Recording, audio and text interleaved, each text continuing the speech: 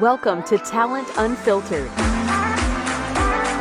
Located at the intersection of innovation and all things talent. Talent Unfiltered is presented by HireWorks. HireWorks. Talent forward.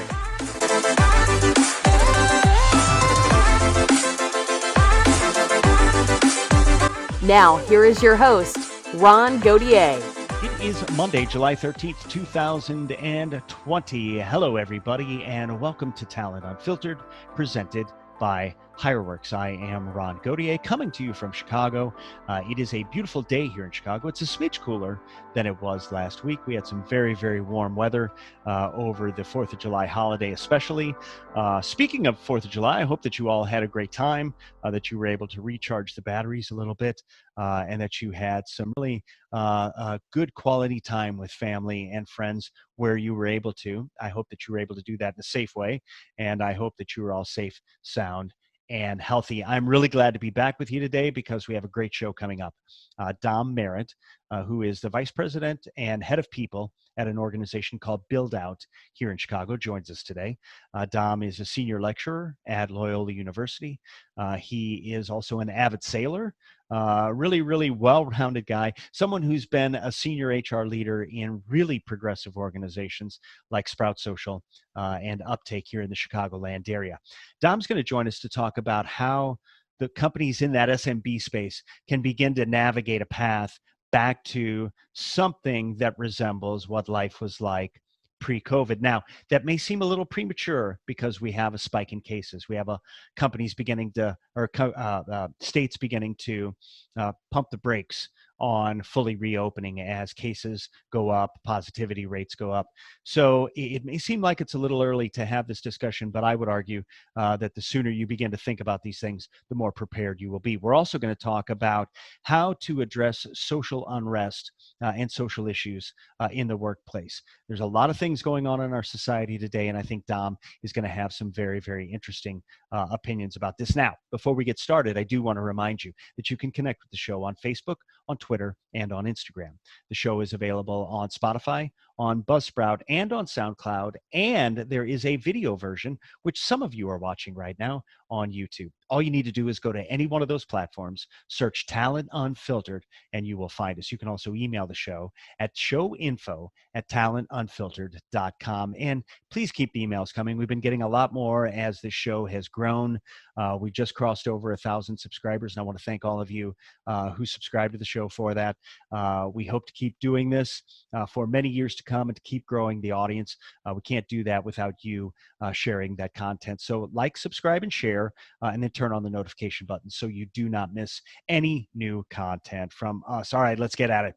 So Dom Merritt is here today. He is the head of people, as I said, at a company called Buildout. He's a senior lecturer at Loyola. He's been a leader in organizations like Sprout Social and Uptake, an avid sailor, and a guy that I really, really value his opinion. Dom, thank you so much for joining us here today on Talent Unfiltered. Hey, Ron. How's it going? Good, buddy. Good, buddy. It is so good to see you, man. Good to see you too. Used to be we would have coffee once every 4 months, right? And now What's and a now, coffee shop I know, now? but it's weird because you feel so detached during all of this from people that you grew accustomed to seeing on a more regular basis. And you and I have mutual friends in common that I feel the same way about. So Yeah. it's just a very weird time. But first of all, before we get started on anything, are you safe? Are you healthy? Are you sound? Are you doing well? Yeah, safe, healthy, doing well, just going a little stir crazy, but that's the story for everyone else. So I'm blessed and fortunate that I've been able to stay healthy and family's healthy too. Good, good. I actually saw something on your Instagram feed the other day of you out sailing. And I thought that was probably a relief for you. As I mentioned to you guys at the top, Dom is a quite the sailor, and I bet that was great for you to be able to get out on the water.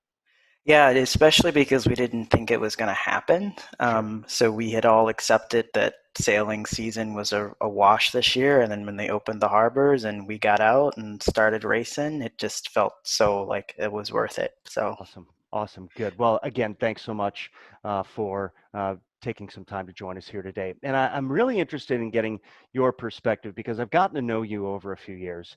And one of the things that I've learned about you is you are incredibly tuned in to the people that you serve inside every organization.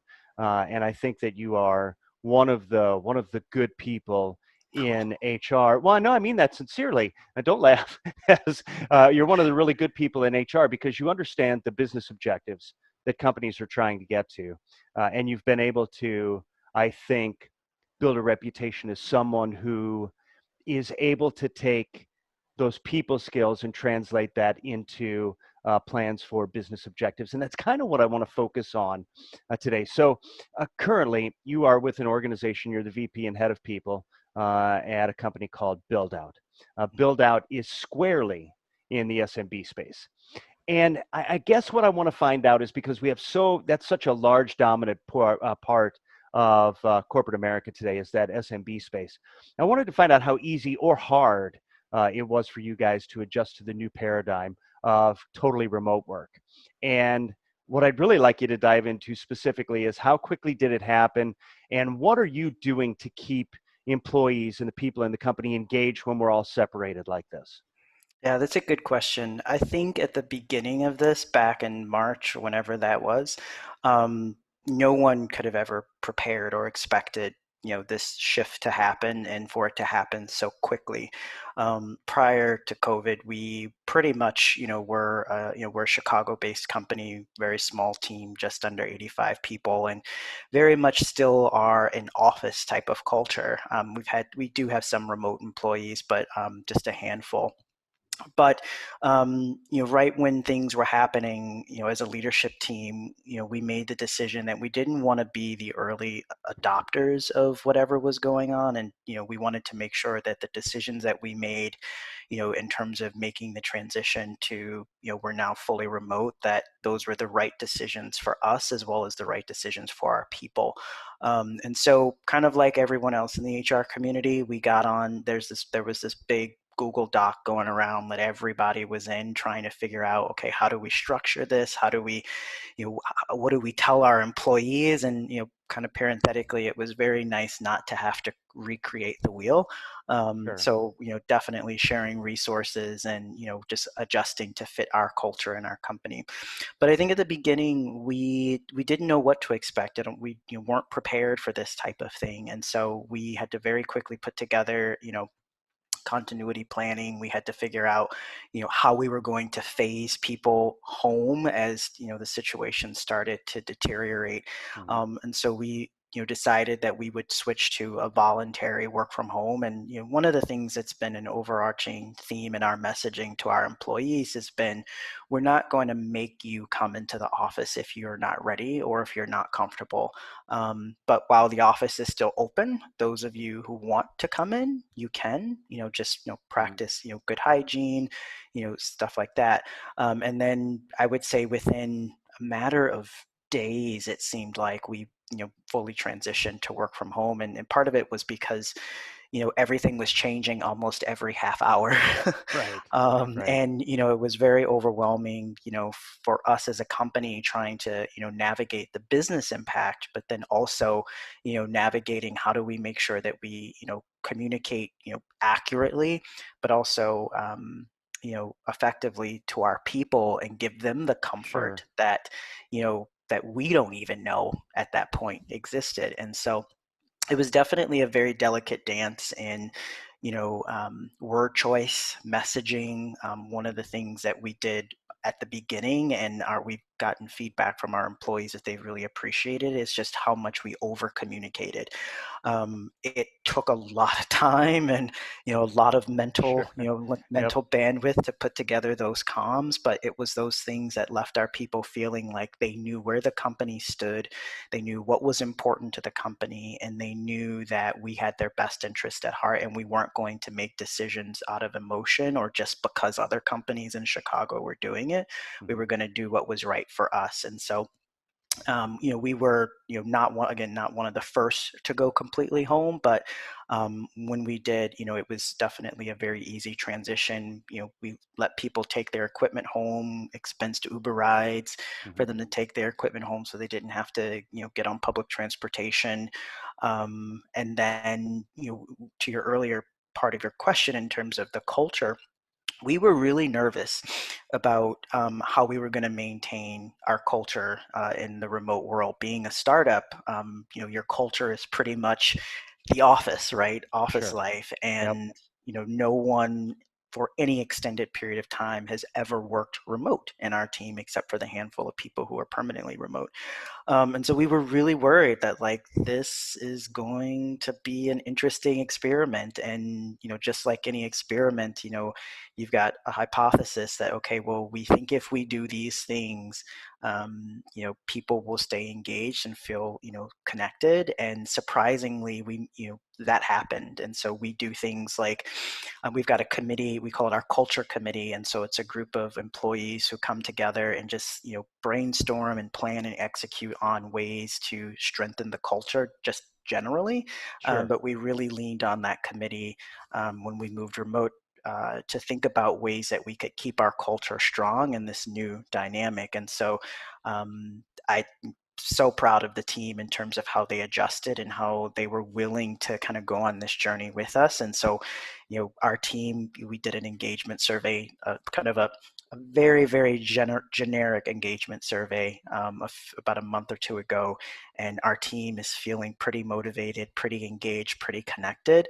And I think it's because we've been so intentional in making sure that that we keep them feeling connected, that we keep that culture strong, and finding ways to shift everyone's thinking in terms of how we think about our culture. So, It's interesting because I hear so many different companies of different sizes talk about how they're going to engage or how they're doing things. And the thing that strikes me is that every solution is unique. Everything they're common threads, but ultimately every solution has been very unique. Matt Perry, I think you know Matt over at Peak Six Investments. They've gotten to this place where they're having weekly happy hours on via Zoom. I'm not sure that's how the founders of Zoom envisioned this getting used, but it has been interesting to watch these solutions. You touched on something that I think is really really important, and you talked about continuity planning. And to me, that is one of those things that so many companies, just because of size, time, resources, don't put a lot of time into prior to an event. A lot of times it's a rush to figure out, okay, what are we going to do? My question to you is, you're in the middle of this now, depending on your view of where the virus is, right?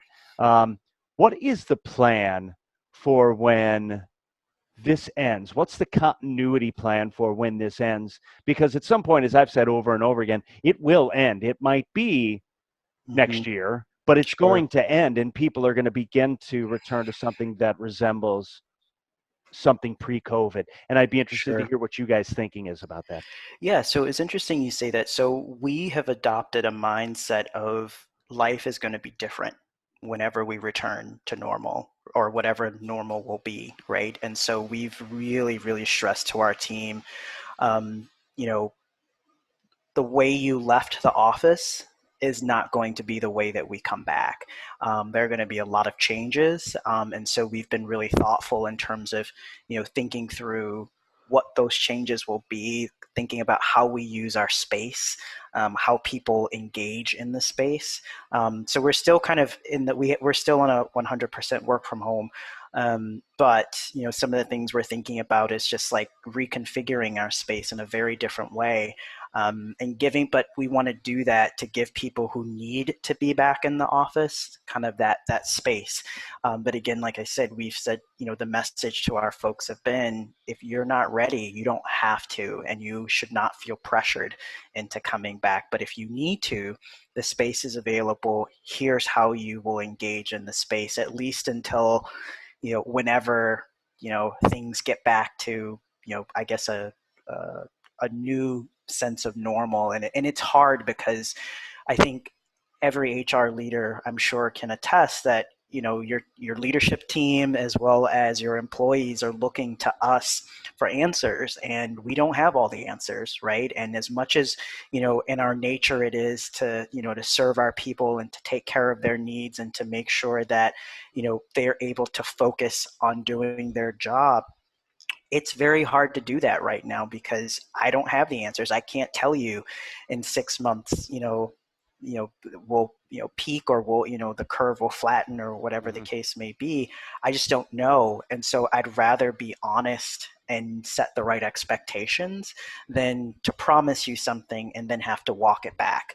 And so that's been a big piece of our communication strategy with our team, is not over promising, but giving enough information for people to be able to make their own decision, and giving them kind of insight into the structure or the tools that we're using to make our decisions. And so we created like I'm sure like everyone has a company intranet page that stays up to date. We did weekly emails for about 3 months, every week, giving people an update, reminders on just health and safety, but then taking care of their mental health. I think Hmm. that I think I was seeing somewhere on Twitter, I think it was, where we're seeing kind of a shift now 4 or 5 months in, where people are starting to kind of experience some of those emotional lows that they did at the very beginning. Sure. So equipping our managers and our teams with the tools to kind of to prioritize their mental health, checking in on themselves and checking in on each other, and not assuming that someone is doing okay. Ask them, and don't feel like you have to be their therapist, because you're not. But I help. can't. You mean I don't get to be somebody's therapist? I thought that was part of what my job was. Yeah, most times, right? Yeah. But being able to point them in the direction of the resources that we've created, and then ultimately making sure that if it's something that HR needs to get involved in, or the people team needs to get involved in, that you can send them our way, and that we can take that conversation from there and get them the help that they need.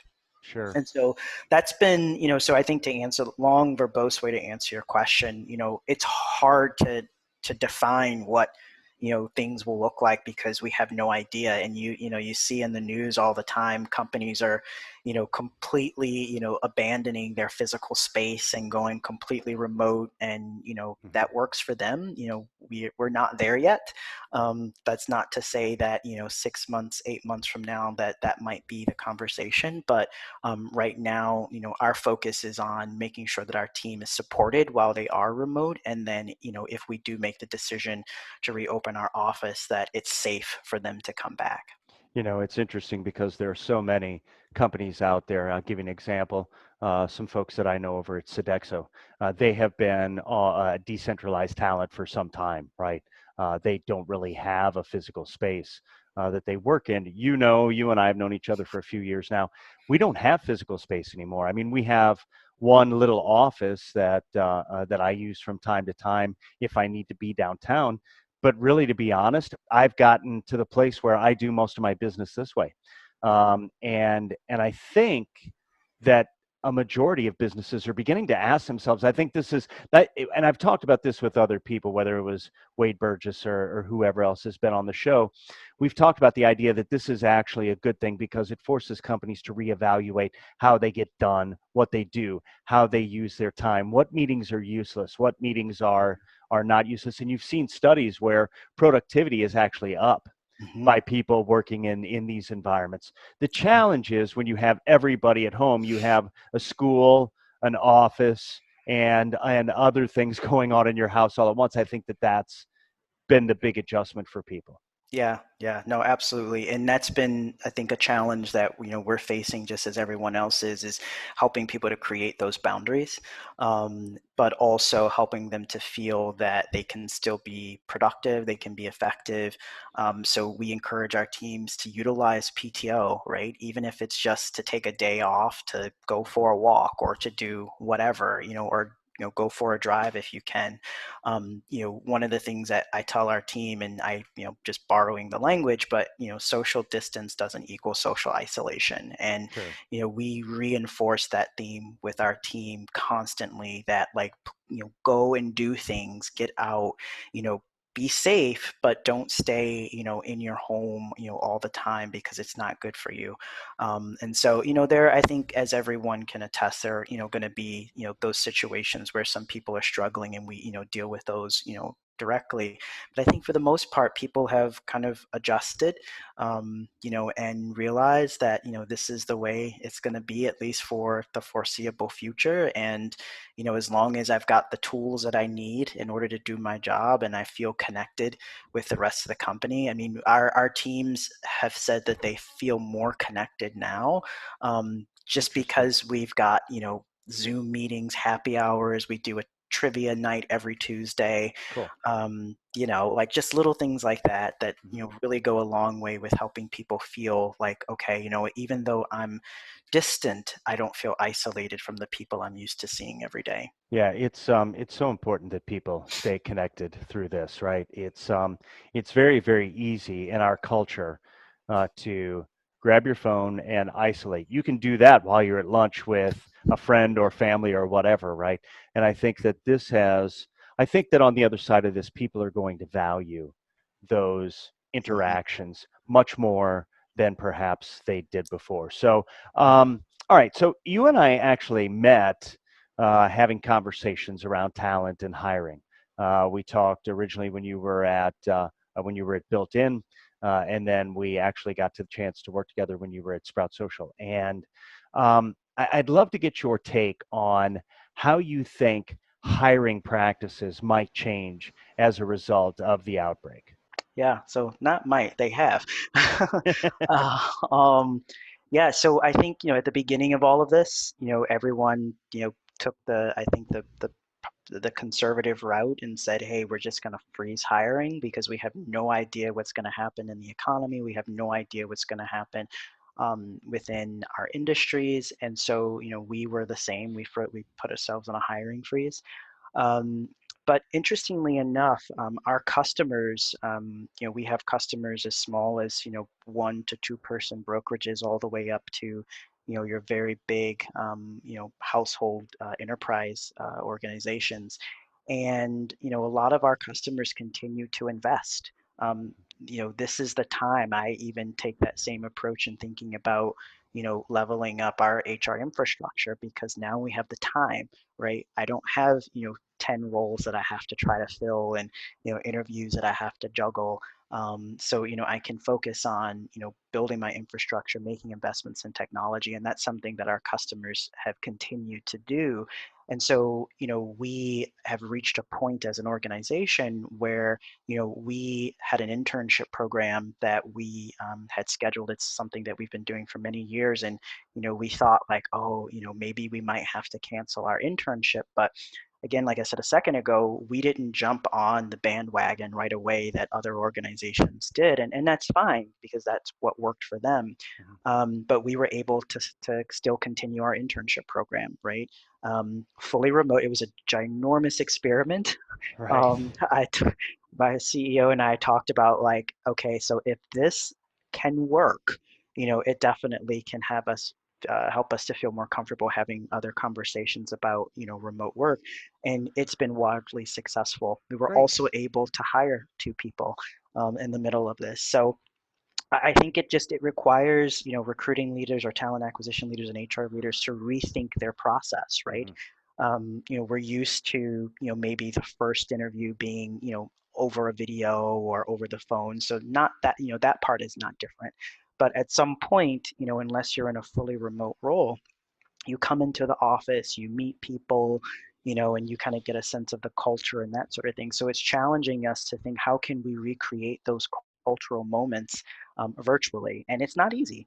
Mhm. And I think the thing that we've done, for good or bad, is that we just admit that, like, hey, like, this is new for us. When we talk to candidates, when we talk to our new hires, that we're going to make mistakes. We want your feedback. We want you to tell us, where we can do better, what worked well, etc. And we've taken that and been able to very quickly pivot and make whatever changes that we need to make in order to make the onboarding experience, the Hmm. recruiting experience, as remote friendly as possible. I think when you think about back to the idea of like business continuity, no one ever thinks about a pandemic as like the thing that you need to prepare for in business continuity. You Now we think about do. exactly, Now we right? do. Yeah. You think about like a natural disaster or Right. something like that, and so you've got like the stuff prepared, but like when it comes to a public health emergency, no one really thought about that. And so now we do. And so again, it's challenging recruiting leaders and HR leaders to just rethink how can we take our culture that may have been very much, face to face or IRL, as folks say now. I'm learning new terms all the time. Right. Um, and recreate those as best as we can, recognizing that it's not going to be apples to apples, right? That Sure. there are going to be some elements of your process that just don't work in a remote setting. So how can you tweak that to still drive the value that you've sought out to create with your process? And it's just so interesting because it really challenges the mobile first idea, right? Hmm. And it becomes mobile and remote first.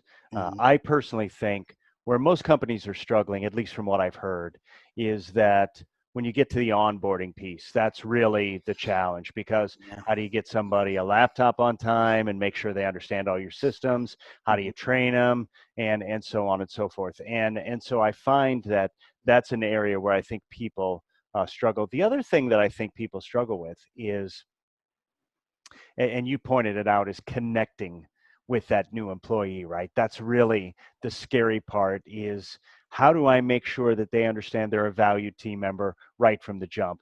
And Hmm. creating those experiences has got to be Yeah. a little challenging. So, okay, moving on because I have a lot more things I want to cover with you. Your company is interesting. Buildout is a company that depends on the commercial real estate market, and the last few months in all likelihood, are changing the way that people think about space. We talked about this briefly, and could in turn change your business model, right? Inadvertently, it could change it or it could alter how the next 3, 4, 5 years look to you guys. Hmm. How should smaller companies and their people teams think through these kinds of challenges to make sure that employees feel informed about what comes next, not what Hmm. comes next, not necessarily in terms of my health and well-being, but what comes next in terms of my job? Yeah. Because I believe that your company is one that could end up pivoting, but I think there's a lot of companies out there that will have to pivot and they'll Right. have to think about business differently. I know we are, and it's made me rethink how we do what we do, and I'd love to get your take on that. Yeah, so I think one of the biggest things, and this goes back to, our approach or our philosophy to how we communicate with our teams, is that we don't make promises that we know we are not able to keep or that we may not be able to keep. And so, as much as people wanted us, and some probably still want us to promise them that things are going to be okay, that, we're not going to experience layoffs, we're not going to be, financially impacted. We can't promise you that. We would not be, you know, uh, it just would not be right to do that. It wouldn't be human. One of my favorite psychologists is Brene Brown, and she says to be clear is to be kind, and to be unclear is to be unkind.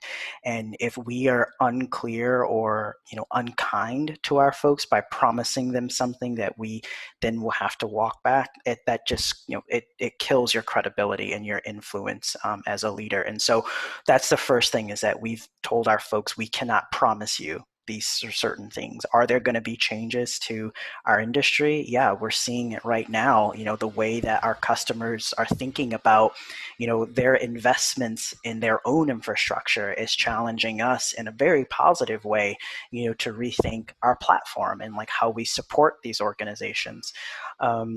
So, I think no one really knows. And so I think the best thing a leader can do is to create the space to, you know, give as much information that's needed, Mhm. um, but at the same time making sure that you're not, because I think there was gosh, I can't remember his name, but there was an author a speaker I was listening to, and he said, sometimes I think we misconstrue the idea of, being transparent with, the appropriate amount of information, and we feel like we have to say everything, when in reality we just have to give the most important pieces, help people connect the dots, give them the context, but we don't have to say everything, right?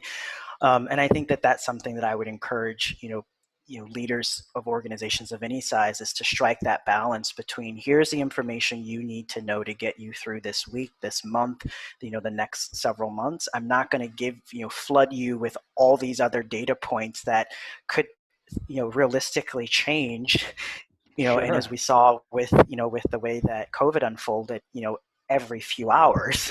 Right. Right. So, strike that balance, but talk to your people, have very open conversations with your teams, create the space for them to ask those tough questions. We're still small enough where we do weekly town hall meetings, as we Mhm. call them. And so one of those, in each of those meetings, we give folks the opportunity to ask us questions, ask questions of leadership. And some questions, they're tough, they're hard, right? And you have to be very thoughtful and exacting in what you say, but it gives people a chance to feel like they can be heard. And it also challenges us as leaders to think through, like, hey, have we actually thought about that?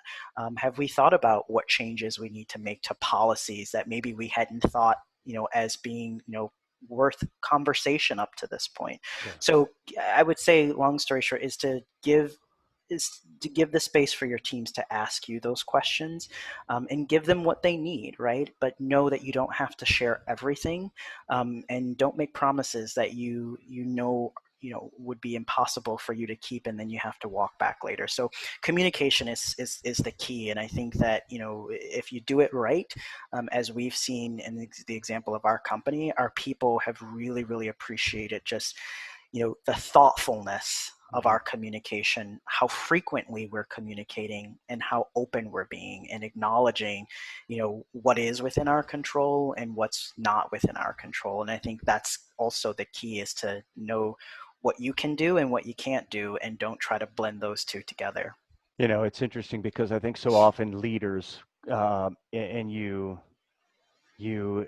touched on it a little bit there. I think so often leaders think they need to have the answers to everything.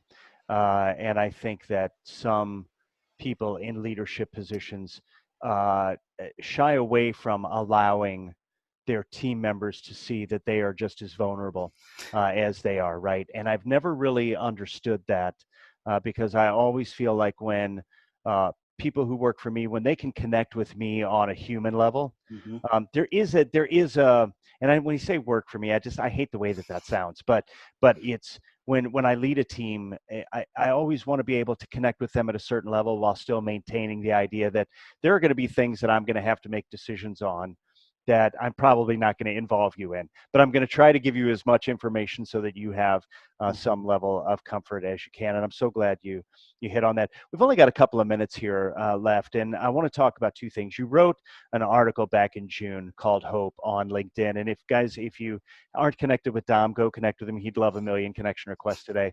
But go out and read this article. I thought it was really interesting. You talked about your CEO being able to have the conversation about the hard things. And there are a lot of things going on in our society today. So, for example, the death of George Floyd has ignited a firestorm of incredible frustration in communities of color. It is people who are finally, they've just had enough. And I think what's different about this is it isn't just people of color who feel like they've had enough. There are a lot of people across the entire spectrum that have said, enough's enough. I think also the combined effects of that and the pandemic has created an environment um, that, in a work sense, will change the way employees view work-life balance. Okay, what are the things that leaders need to be sensitive to, that the C-suite needs to be sensitive to, as it relates to current times and how to have these discussions with employees, whether they're people of color or whether they're from the LGBTQ community, whoever it is? How do employers get to that place where they can have real, honest, mature conversations about the realities and the way that they think about it in terms of how their employees are infected? Yeah, that's a good question. I would, Complicated one. There's a lot of yeah, there's a lot in yeah. there, right? So, Um, I would hope that many organizations have some set of like core values, and and to some degree within your values, there's this idea of, you know, communication, collaboration, trust, mutual respect, that sort of thing. And so for us, those are very much tenets and principles that we espouse within our organization. But I think the another thing that's really important, I think, to be able to start that conversation, and it's a little scary, I think, for leaders, is being vulnerable, right? To be able to say how this particular situation might be affecting you, or even admitting, as I shared in the article that you mentioned, the fact that I experience privilege as an African American male, that some of the things that are going on around me, it's new to me. It's different. I've never felt that way. I've never experienced it before. And it kind of, you talked about a second ago, kind of this idea of humanizing your leader. But I think it's difficult because a lot of organizations, we tend to want to stay away from political topics and the things you don't talk about in the workplace, right? Like religion and politics. But I think when the national discourse is talking about those things, you can't ignore it and pretend that it doesn't exist, because it exists, obviously, for sure. and it's affecting your people, right? And the week that everything happened with George Floyd was probably the least productive week in our organization, and I'm sure for thousands of organizations across the world. But we created the space to have a conversation, not knowing what that conversation was what the outcome was going to be, but giving people the space, at least for an hour, to be human, and to acknowledge their humanity and to create a safe space for people to be heard. One of the things that is really important in our culture that we have for any type of meeting that we do are called our meeting norms. And so when we had a conversation in June, the Monday after the situation with George Floyd, we created some norms that were a little bit different, but fit the tone of that and the tenor of that type of conversation. And it was the most powerful conversation, I think, at least in my few months being with the organization, and to see the level of vulnerability from everyone, from our CEO down to our employees, just talking about their experiences and how this has affected them. And it gave people a chance to be seen, to be heard, and it really, I think, ignited within us, as far as how we think about strengthening and building our culture through a diverse, equitable, and inclusive lens. There are some things that we can do in the organization to continue building that, right? And we've, it's been a part of our culture, it's been a part of our conversation, and we haven't always gotten it right. And I think even acknowledging that we haven't always gotten it right and that we will make mistakes, but the fact that we're willing to have this conversation, to call things what they are, I think is very powerful, right? This is an issue of systemic racism against Black people, and to call it any other thing is really, it's just It glosses over it it, right? glosses Yeah, over it, yeah, right? yeah. And you're not able to affect the kind of change systemically that needs to happen. And one of our employees, challenged us in, a meeting to say, like, say it, say what it is. And, like a lot of organizations, we wrestled with how do we address this both within internally, but then also externally. And we did make a public statement, in support of Black Lives Matter. I encourage you all to read that statement. But then we also, encouraged our customer community to go on this journey of learning to become an ally, right? And as a company, we did the same thing. 30 days, we have been going on a journey, a very digestible and easy to consume journey of what does it mean to be an ally? What does it mean to understand what systemic racism actually is and how it crosses over from, being, outside of work into work and vice versa. So, again, long way to say, but I think you've got to have, as a leader, you've got to be willing to stay true to who you are and what your values are as an organization. And it's a very difficult, delicate dance because, you also have to think about, the business impact of making certain types of statements.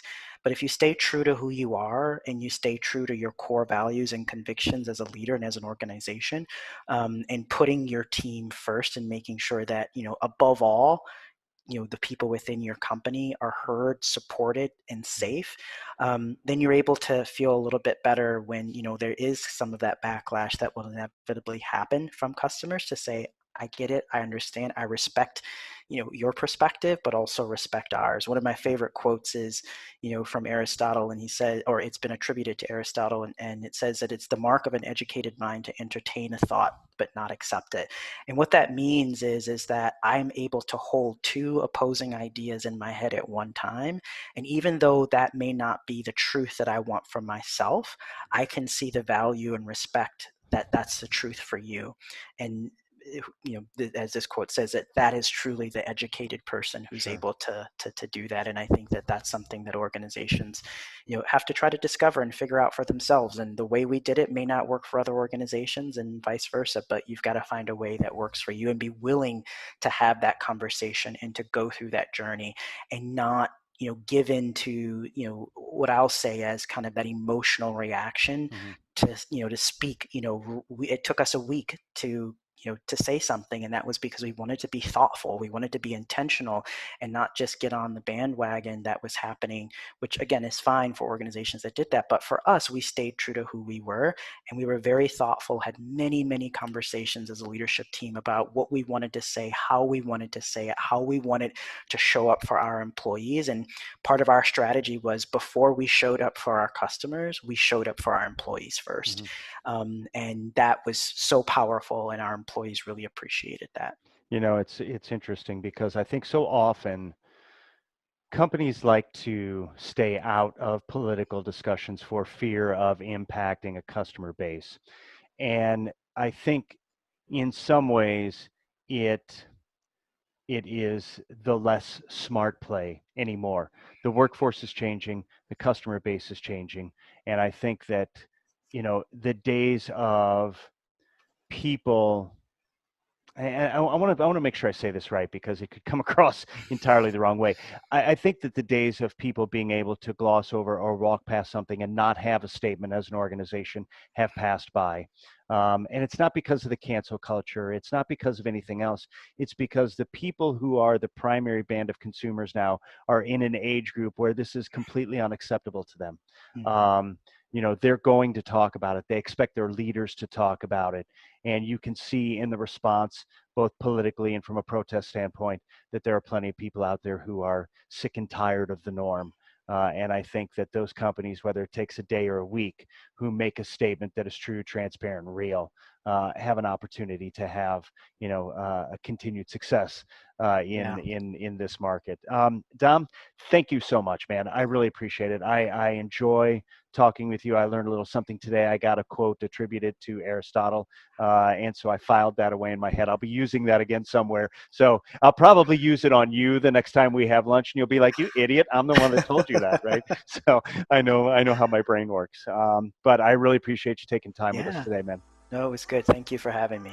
All right, thank you. All right, everybody, Dom Merritt. All right, well, that's going to do it for us today. I hope you got a lot out of that. Some of these things are not easy to talk about. Some issues like the George Floyd situation are uncomfortable to talk about.